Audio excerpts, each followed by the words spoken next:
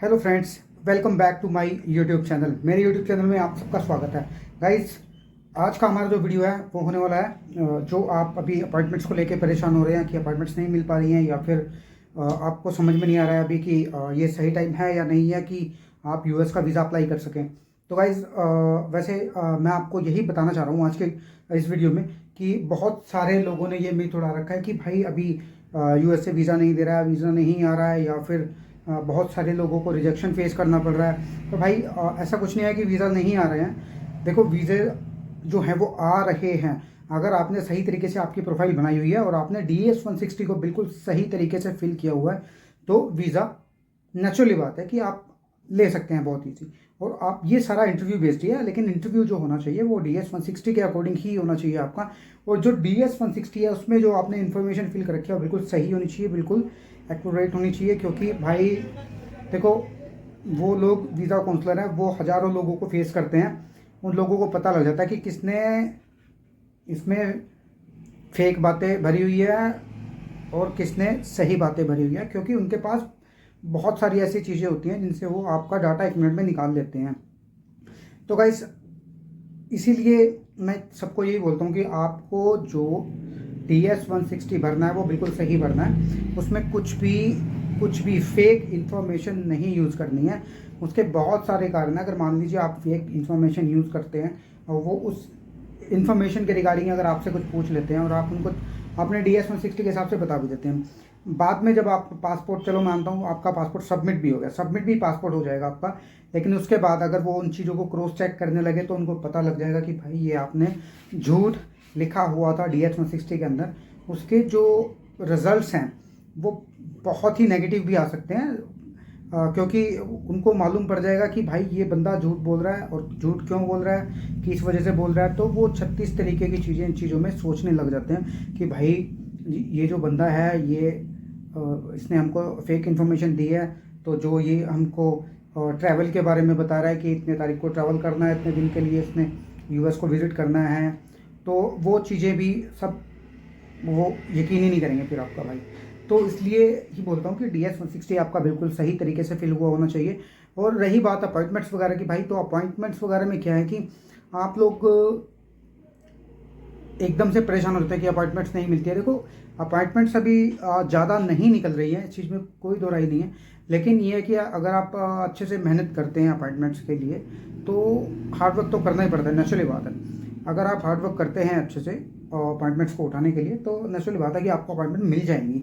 Guys, देखो, सबसे जो इसमें मेन चीज़ है वो यही है कि जो आप अपॉइंटमेंट उठा रहे हैं, इसमें जो अपॉइंटमेंट आप पिक कर रहे हैं वो बिल्कुल सही तरीके से उठाई होनी चाहिए। आपके लैपटॉप के अंदर या आपके PC के अंदर आप जिस भी मेथड से आप अपना अपॉइंटमेंट उठा रहे हैं, तो भाई उसमें कोई भी जो एक्सटेंशंस वगैरह हैं वो एक्टिवेट नहीं होनी चाहिए, या फिर उसमें किसी टाइप का कोई ऑटो रन वाला वायरस नहीं होना चाहिए। उससे क्या प्रॉब्लम आती है, उससे प्रॉब्लम आती है कि अपॉइंटमेंट ऑटोमेटिकली कैंसिल भी हो जाती है। और कई बार उनको लगता है कि इन्होंने जो अपॉइंटमेंट उठाई है वो बॉट के थ्रू उठाई है, और इसके कारण वो अपॉइंटमेंट भी कैंसिल कर देते हैं भाई आपकी।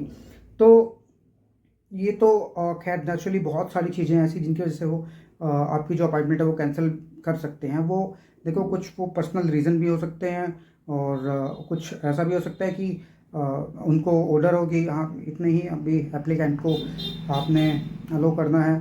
तो बहुत सारी इंटरनल चीज़ें होती हैं, वो चीज़ें किसी को भी नहीं पता होती भाई, ये सिर्फ एक अंदाजे ही लगाए जा सकते हैं। लेकिन फिर भी आप अपनी तरफ से बिल्कुल सही तरीके से सोच के चलें, बिल्कुल सही तरीके से अपना वीज़ा अप्लाई करके चलें, प्रिकॉशंस लेकर चलें पहले ही कि ऐसा भी हो सकता है। अगर आप पॉजिटिव सोचते हैं तो नेगेटिव भी सोचते होंगे, नेचुरली बात है। तो आप जब तक आपकी प्रोफाइल जेन्युइन तरीके से आपने फिल नहीं कर रखी होगी, आप पॉजिटिव हो ही नहीं सकते। अगर आपने इसमें एक एक चीज़ सही से भर रखी है DS 160 के अंदर, एक एक जो स्टेप है, वो जो प्रोसीजर है वो स्टेप बाय स्टेप आपने सही तरीके से फॉलो कर रखा है, तो गाइज उसमें आपको भी थोड़ा कॉन्फिडेंस रहता है कि हाँ मैंने जो भी चीज़ें भरी हुई हैं वो बिल्कुल सही है। बिल्कुल मुझे कभी भी कहीं पर भी घबराने की ज़रूरत नहीं है, क्योंकि ये चीज़ें जो मैंने भरी हुई है वो बिल्कुल सही हैं। तो गाइज, आपने जो भी भरना है DS 160 के अंदर बिल्कुल सही भरना है। अपॉइंटमेंट्स को लेकर मैं बता ही रहा हूँ कि आपको मेहनत करनी पड़ेगी, नेचुरली बात। अभी अपॉइंटमेंट्स बहुत सारी ओपन नहीं हो रही हैं गाइज। अपॉइंटमेंट्स की अगर हम बात करें तो आप वही बात है कि आप अगर सोचते हैं कि पर्टिकुलर आप सिंगल लोकेशन को लेकर चलते हैं कि मुझे तो इसी लोकेशन की चाहिए, तो भाई बहुत हार्ड हो जाती है। लेकिन आप रैंडम लोकेशन पे अगर चेक करते हो तो आपको अपार्टमेंट मिलने के चांसेस बहुत ज़्यादा हो जाते हैं। और दूसरी बात यह है कि आप कुछ ऐसे बंदों के चक्कर में मत पड़िए जो लोग होते हैं, बोलते हैं कि अपार्टमेंट आपको दे देंगे, 5 दिन में दे देंगे, 10 दिन में दे देंगे, आपको अगले महीने के दे देंगे। भाई वो झूठ बोलते हैं, किसी को नहीं पता होता कि अपार्टमेंट कब की ओपन होगी। इवन जो लोग इन चीज़ों में काम करते हैं, इन चीज़ों का हिस्सा है, उनको भी नहीं मालूम होता कि जो अपार्टमेंट्स है वो किस मंथ के लिए रिलीज़ होंगी, या फिर जो अपार्टमेंट है वो कब होंगी। इसका कोई फिक्स टाइम नहीं है, इसकी कोई टाइमलाइन नहीं है कि कब अपार्टमेंट अपडेट होती हैं, और इसका भी कोई टाइमलाइन नहीं है, या फिर इसकी भी कोई किसी को नॉलेज नहीं है कि अपार्टमेंट्स जब भी ओपन होंगी वो कौन से मंथ के लिए ओपन होंगी। ऐसा कोई जरूरी नहीं है भाई। अभी आपको एजेंट लोग बोलते होंगे कि भाई मैं आपको दिसंबर की पक्का दे दूंगा, नवंबर की पक्का दे दूंगा। भाई उनको उसको कैसे पता कि अक्टूबर और नवंबर और दिसंबर में जो अपॉइंटमेंट्स है वो रिलीज़ होंगी। भाई ये सब झूठ बातें हैं। और देखो, अपॉइंटमेंट्स उठा सकते हैं लेकिन क्रिएट नहीं कर सकते हैं, ठीक है। कोई गलत तरीके से कोई काम करता हो तो उसके बारे में भाई मुझे पता नहीं है। अपनी प्रोफाइल बैन मत कराओ, आप गलत तरीके से काम मत कीजिए। काम जो आपने अपना प्रोसेस स्टार्ट करना है यूएस वीज़ा के लिए, वो सही तरीके से आपने उसको स्टेप बाय स्टेप करना है, और बिल्कुल सही मेथड से। मतलब आपने कोई भी शॉर्टकट लेके आपने ऐसा नहीं सोचना कि यार मैं ऐसा करूँगा तो ऐसा हो जाएगा।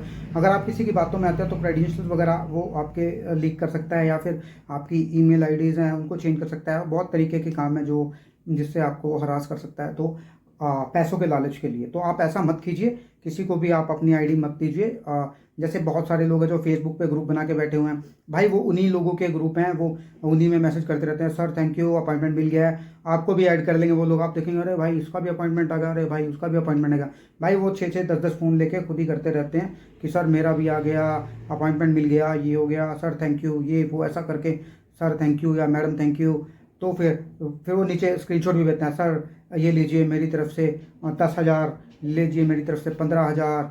तो वो आप लोगों को उकसाते हैं कि आप भी पैसे उनको दें, या आईडी आपकी एक बार वो कब्जा लेंगे तो उसके बाद भाई आप फंस जाओगे। पैसे तो आपको देने पड़ेंगे फिर उनको, नहीं तो फिर वो परेशान करेंगे आपको।